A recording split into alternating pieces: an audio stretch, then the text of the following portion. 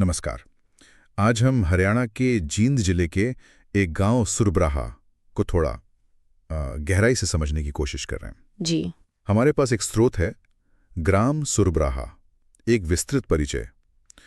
तो इसी के आधार पर हम देखेंगे कि इस गांव की मतलब क्या कहानी है, क्या हकीकत है। हाँ, बिल्कुल आंकड़ों से आगे जाकर समझने की कोशिश। सही। तो चलिए शुरू करते हैं इसकी लोकेशन और प्रशासन से।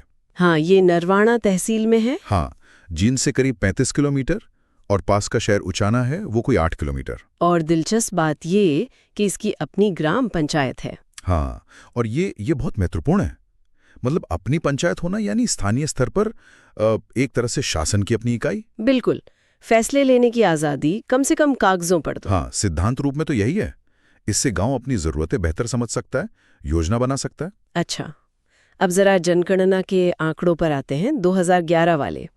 आबादी वो करीब 5000 से थोड़ी सी ज्यादा है। जी, और इसमें अनुसूचित जाति की आबादी भी अच्छी खासी है, करीब 35.5%।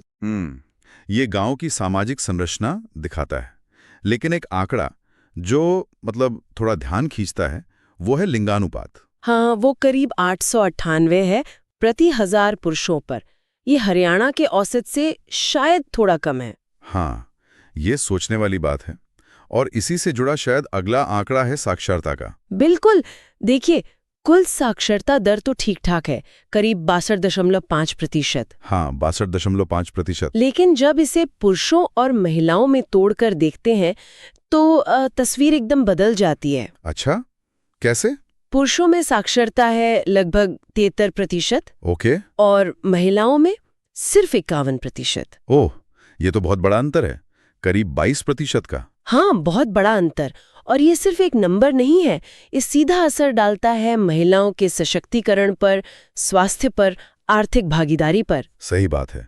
मतलब शिक्षा के अवसर या तो कम हैं या शायद उन तक पहुंच में कोई दिक्कत है। हाँ, या सामाजिक कारण भी हो सकते हैं। इस पर ध्यान देने की जरूरत तो है। निश्चित रूप से। अच्छा, अब जरा अर्थव्यवस्था की तरफ देखें। ये तो लगता है कि पूरी तरह कृषि पर ही आधारित है। हाँ, मुख्य रूप से तो कृषि ही है। गेहूं, धान, बाजरा, ये मुख्य फसलें हैं। और सिंचाई? सिंचाई के लिए नहरें भी हैं और ट्यूबवेल भी इस्तेमाल होते हैं। तो मतलब काम करने वाली आबादी का बड़ा हिस्सा खेती में ही लगा होगा। हाँ, करीब 42% लोग काम में लगे हैं और उनमें से ज्यादातर या तो किसान हैं या फिर खेतीहर मजदूर।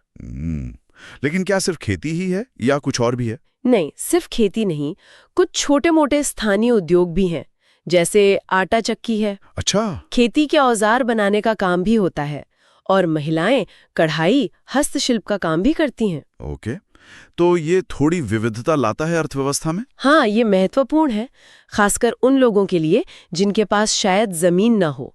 आय का एक और जरिया बनता है। बिल्कुल।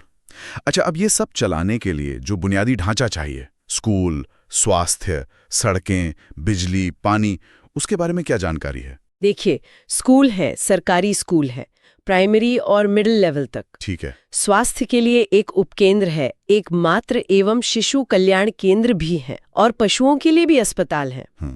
पर क्या ये काफी हैं, मतलब आज की जरूरतों के हिसाब से? ये एक सवाल है।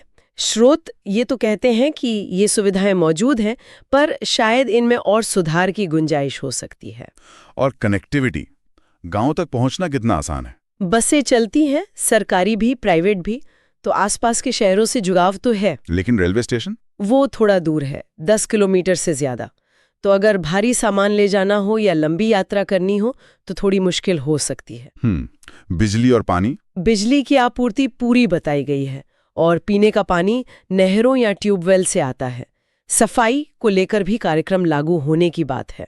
तो अगर हम पूरी तस्वीर को एक साथ देखें, कृषि पर निर्भरता, लिंगानुपात और महिला साक्षरता में बड़ा अंतर, बुनियादी सुविधाएं हैं पर शायद पर्याप्त नहीं, तो मुख्य चुनौतियां क्या नजर आती हैं और मौके क्या हैं? हाँ, देखिए चुनौतियां तो साफ हैं।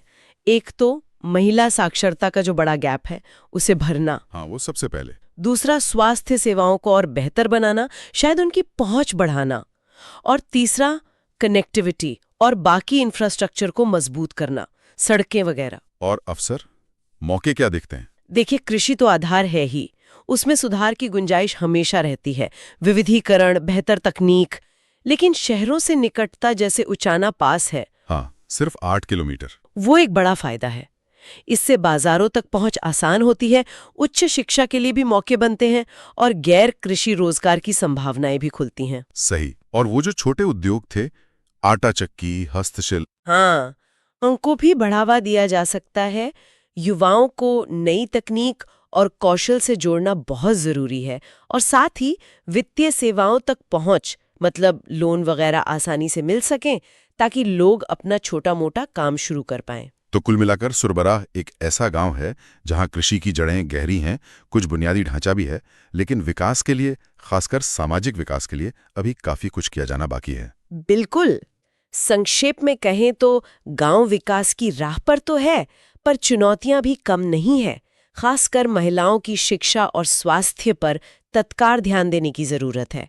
और यहीं पर एक अहम सवाल उठता है जिस पर शायद सोचने की जरूरत है, हाँ। कि जब कृषि अर्थव्यवस्था का मुख्य आधार हो और शहरों से निकटता भी एक सच्चाई हो, तो गांव के अंदर ही युवाओं के लिए शिक्षा और स्थानीय संसाधनों का इस्तेमाल करते हुए खेती के अलावा और कौन से स्थायी रोजगार के अवसर पैदा किए जा सकते हैं। ये सवाल सिर्फ सुरबराह का नहीं, शायद भारत के बहुत से गांव के भविष्य का सवाल है।